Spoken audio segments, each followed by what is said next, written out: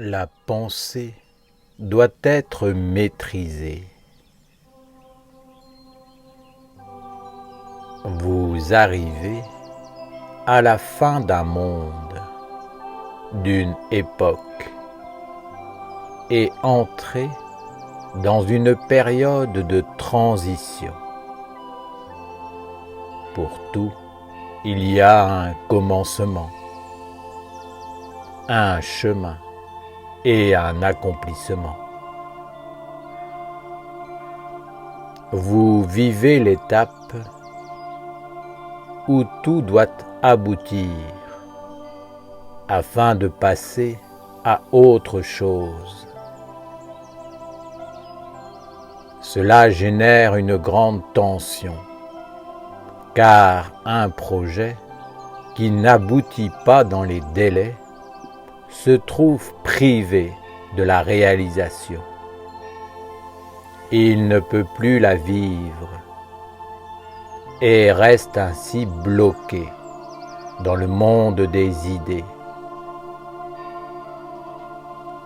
Une idée est vivante et n'a qu'un seul but: aboutir, exister dans un corps parfait. Vous êtes dans la période où tous les projets conçus doivent aboutir, car après viendra une autre période, un nouveau commencement pour autre chose.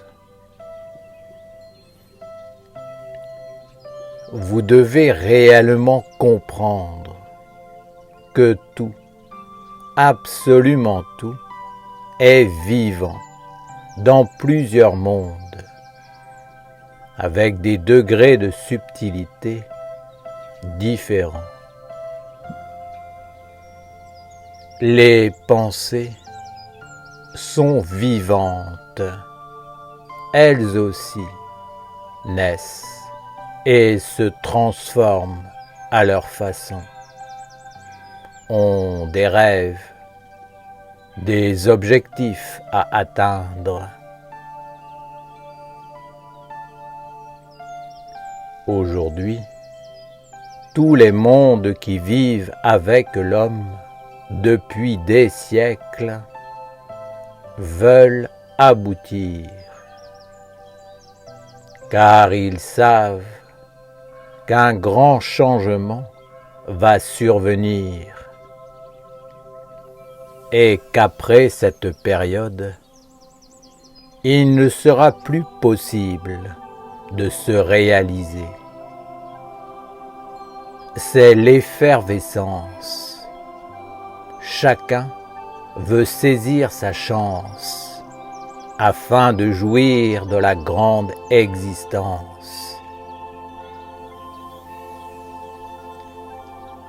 Si vous n'entrez pas maintenant dans l'étude et la pratique d'une vie méditative, votre vie sera de plus en plus difficile, car vous devrez marcher sur la terre en portant un poids de plus en plus lourd sur vos épaules, le poids de tous les mondes subtils, spirituels, qui vivent avec vous sans que vous en soyez conscient. Ces mondes vivent dans votre intelligence, dans vos sens, vos rythmes de vie, vos habitudes, vos aspirations. Ce sont eux qui vous inspirent et vous dirigent. Mais d'une certaine façon, ils dépendent de vous, car vous êtes leur corps, leurs outils, leur garde-manger, leurs moyens d'action. Ils vivent à travers vous et sans vous, ils ne peuvent toucher la terre et acquérir un corps, une réalité objective. Dans leur inconscience, les hommes se sont associés avec une multitude de mondes, sans aucun discernement. Et maintenant, ces mondes veulent continuer à vivre absolument.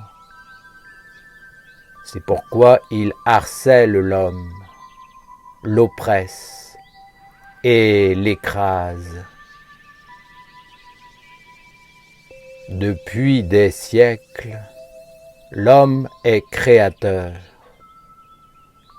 Mais ces derniers temps, le processus s'est accéléré pour entrer dans une sorte de frénésie de création de projets. L'homme, n'étant plus dans la concentration parfaite de l'alliance divine, il a peuplé les mondes de la mort de ces créations qui maintenant veulent exister à tout prix. Réellement, vous êtes devenu inconscient et sans cesse, vous surchargez les éthers d'idées, d'envies, qui sont maintenant des entités issues du néant, demandant à l'homme de partager son éternité. Chacune veut se faire entendre. C'est pourquoi les hommes vont être de plus en plus oppressés, étouffant dans leur sphère respiratoire, ne contrôlant plus leurs émotions et se sentant écrasés. C'est le poids d'un monde en décomposition qui, coûte que coûte, veut continuer à exister. Bien sûr, l'homme inconscient ne comprend pas, dans son aveuglement, que c'est un processus de décomposition. Lui, il perçoit la beauté, se sent inspiré, capte les idées les plus grandioses, convaincu que tout est possible et qu'il va cheminer de succès en succès. Il ne perçoit pas que ce qu'il prend pour une splendeur est une décadence, la fin d'un règne, le rejet, le déchet, le dernier sursaut avant l'extinction. Cet état d'effervescence est très révélateur de la fin d'une époque. Les mondes subtils, liés à l'homme, espèrent eux aussi être libérés, car ils savent que c'est la fin. C'est pourquoi ils maintiennent l'homme dans une illusion, dans un faux espoir. Ils savent que s'ils ratent l'opportunité, ils seront condamnés à errer pendant des milliers d'années, enfermés dans les mondes subtils, attendant une autre opportunité d'éveiller l'homme pour toucher la matière à travers lui et s'accomplir dans une forme. À l'origine, l'homme est un libérateur et un instrument qui équilibre les mondes. C'est pourquoi ces mondes spirituels vont tout entreprendre pour s'emparer de l'homme, le solliciter et l'envahir, afin qu'il réalise tous les projets qui ont été mis dans l'air. Ils doivent le faire avant que l'homme ne sombre complètement dans l'ère de la technologie et n'ait plus de contact réel avec les mondes subtils. Les hommes vont être de moins en moins dans une conscience et une volonté individuelle, mais vont devenir des êtres collectifs. L'homme va perdre sa faculté de penser librement par lui-même dans des mondes supérieurs avec son âme. Il sera uniquement dans des pensées mortes, collectives, sans âme, qui vont vivre et penser à travers lui. L'homme va être possédé, asservi, vécu par un monde technologique qui sera étranger à son âme. Mais il ne s'en apercevra pas, car il ne vivra plus avec son âme. Cela ne voudra plus rien dire pour lui. Il aura perdu sa capacité de penser consciemment dans un monde supérieur vivant et d'être un créateur par sa pensée. À l'origine, la pensée en l'homme était vivante. Elle est le don des dieux, ce qui lui permettait de voyager dans les différents mondes et de garder le lien avec l'éternité de l'âme. Ainsi, l'homme savait qu'il n'était pas qu'un corps et pouvait cultiver la mémoire et la force d'un monde supérieur et d'une vie plus grande que la mort. Mais l'homme va abandonner ce don en le considérant comme un organe mort, mécanique, dénué d'âme. Alors, celui-ci s'éteindra et l'homme le perdra. L'homme isolé sera de plus en plus faible, car des mondes et des mondes vont chercher à le solliciter et à le séduire. C'est pourquoi les hommes vont de plus en plus s'unir pour réaliser leurs projets. Ceux qui ne s'uniront pas disparaîtront. Ceux qui s'uniront pour de mauvais buts seront finalement asservis par des puissances spirituelles et des intelligences sombres dont ils ne savent rien. Tout, absolument tout, leur sera pris et ils ne recevront pas le salaire de leur travail. Il ne leur restera rien. Seuls celles et ceux qui seront restés fidèles à l'alliance divine, à la vie supérieure, originelle, seront préservés. Écoutez ma parole.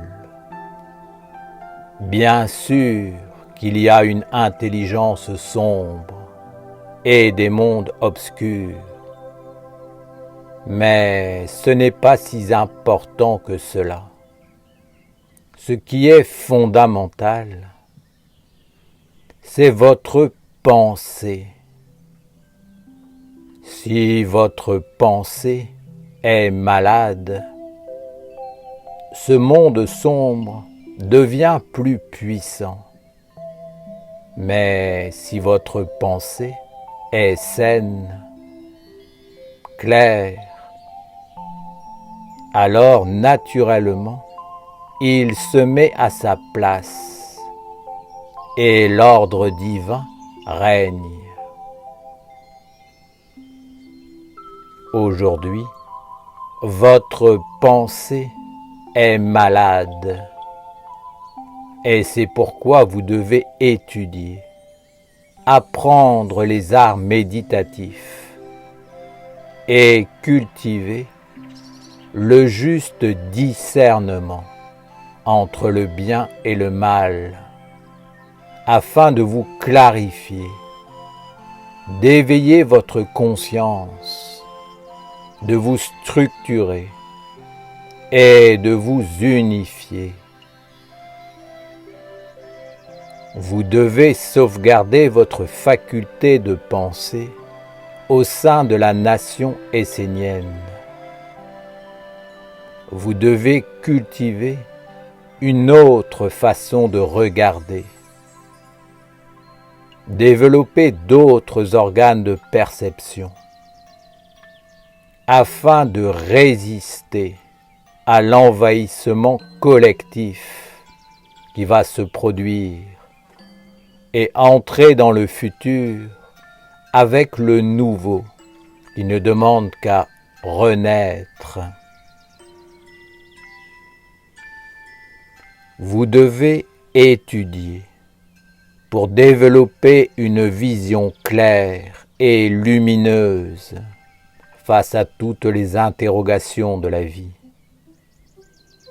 Mais vous devez aussi étudier pour apprendre à utiliser votre pensée comme un outil et un associé capable de vous reconnecter avec le monde de votre âme, le monde de l'éternité, le royaume supérieur à la mort.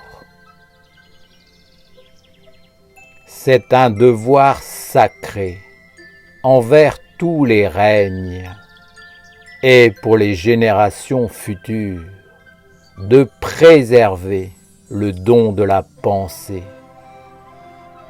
et le lien vivant avec l'âme. Je sais que ce n'est pas facile pour vous de comprendre de telles paroles, car vous êtes déjà en train de sombrer dans le tourbillon du futur qui a été écrit pour vous. Mais sachez que si vous ne faites rien, si vous ne vous protégez pas et n'instaurez pas la nation essénienne sur des bases divines, vous allez perdre la conscience d'un autre monde. Alors, votre faculté de penser, telle que vous la connaissez, sera accaparée par des mondes supérieurs qui, eux, savent quoi faire avec votre âme et votre pensée. Non pas que ces mondes soient supérieurs à vous et qu'ils aient des pouvoirs magiques, mais ils sont déterminés et ils connaissent votre faiblesse, vos envies, vos convoitises et surtout vos peurs. Alors, ils jouent avec tout cela et vous dirigent là où ils veulent vous mener, là où vous tomberez, pieds et mains liés dans leurs pièges, et où ils pourront faire de vous tout ce qu'ils veulent. Les mondes mis en place par la fraternité de la lumière sont en train de s'effondrer. Et c'est pourquoi nous nous efforçons de faire revivre la tradition essénienne. À chaque fois que l'humanité et la terre se tenaient au seuil de l'abîme, ce sont les Esséniens qui ont apporté l'équilibre et la guérison. C'est pourquoi je vous demande non seulement de vous unir, mais aussi de soutenir de toutes vos forces et de tous vos moyens l'œuvre divine de la nation essénienne. De plus, je vous demande d'entrer dans l'étude afin d'apprendre au minimum à maîtriser votre faculté de penser, à la rendre vivante, consciente par les arts méditatifs et théurgiques. Si la pensée n'est pas éduquée et rendue consciente, elle engendre une séparation des mondes, ce qui conduit vers le conflit et la destruction. Même au sein de la nation essénienne et de vos villages, il y a des êtres qui sont malades de leurs pensées. Ils sont envahis par des mondes qu'ils ne contrôlent plus et qui agissent sur leur quotidien, allant même jusqu'à oppresser leur sphère respiratoire et perturber leur sommeil, alors qu'ils vivent dans des espaces consacrés à la régénération et à la résurrection. Ne soyez pas passifs, éveillez-vous et observez votre pensée dans la clarté. Étudiez la discipline qui permet de la contrôler. Donnez-lui ce dont elle a besoin pour en faire votre associé. Si la pensée ne vous respecte plus, elle voyagera dans tous les mondes sans aucun discernement. Elle vous polluera, vous apportera la maladie et vous finirez par être possédé.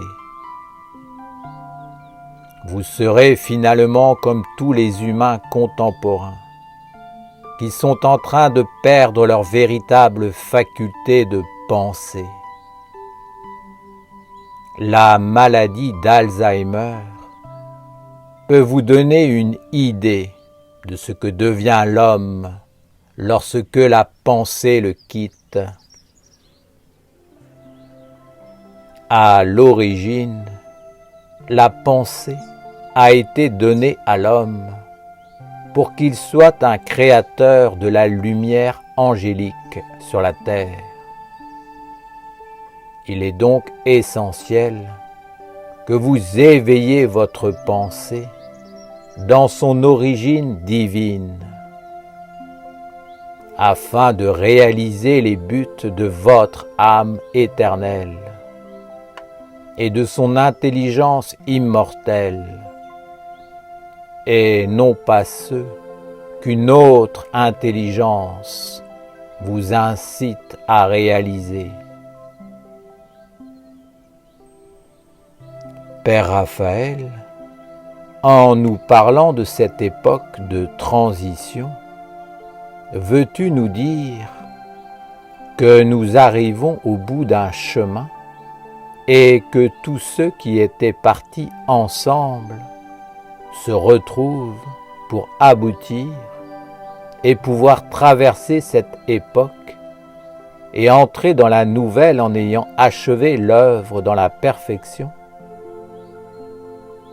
La réalisation amène la libération, mais comme nous sommes tous mélangés les uns aux autres, nous ne savons pas réellement qui nous sommes et ce que nous avons à faire individuellement. Nous avons oublié l'origine et nous nous sommes laissés séduire par des mondes que nous avons nourris et qui nous ont détournés du but initial.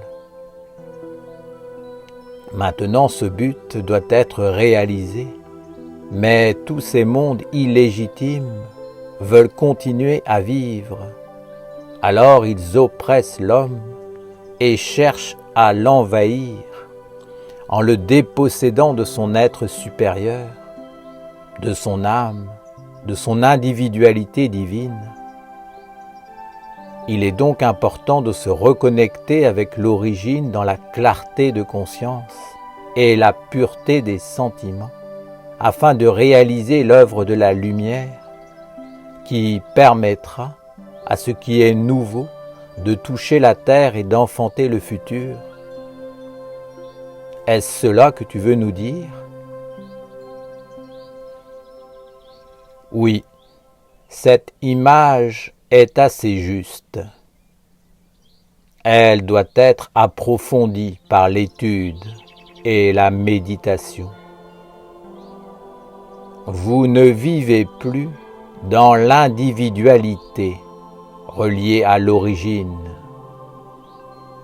car vous avez laissé se créer un ciel collectif qui maintenant vous envahit et s'empare de votre pensée, de votre désir, de vos affinités, de vos goûts. Cette collectivité va grandir et mettre en place tous les moyens pour que ces buts se réalisent par l'intermédiaire de l'homme. Ainsi, l'homme sera privé de son individualité et de son chemin d'évolution pour être asservi. Comprenez, si tous ces mondes qui ont été créés dans le ciel subtil de l'humanité et de la terre ne voient pas l'aboutissement avant la fin de l'époque, ils se retrouveront emprisonnés pour un temps indéfini, condamnés à errer à travers les éthers, sans jamais trouver le moyen d'en sortir. À l'image de cette fameuse légende du génie de la lampe. Posez la nation essénienne et faites-la grandir sur toute la terre. Mettez-vous à l'œuvre, car aujourd'hui, beaucoup de pensées, de paroles et de souhaits sortent des hommes, mais très peu d'actes et de réalisation concrète. Individualisez-vous dans la lumière originelle de votre âme éternelle et entrez dans la réalisation concrète et consciente. Car, je vous le dis, c'est la mer qui libère. Si vous touchez la mer par une œuvre et qu'elle est parfaite dans la lumière, vous ouvrez le chemin de la libération. Mais si vous ne touchez pas la mer, si vous ne réalisez pas concrètement une œuvre qui vit et respire sur la terre, la lumière ne pourra plus vivre avec les humains. Elle sera obligée de se retirer, car les hommes n'auront plus d'organes pour vivre avec elle. Elle attendra qu'une autre possibilité lui soit offerte d'atteindre un accomplissement. Réaliser l'œuvre de la nation essénienne pour les générations futures.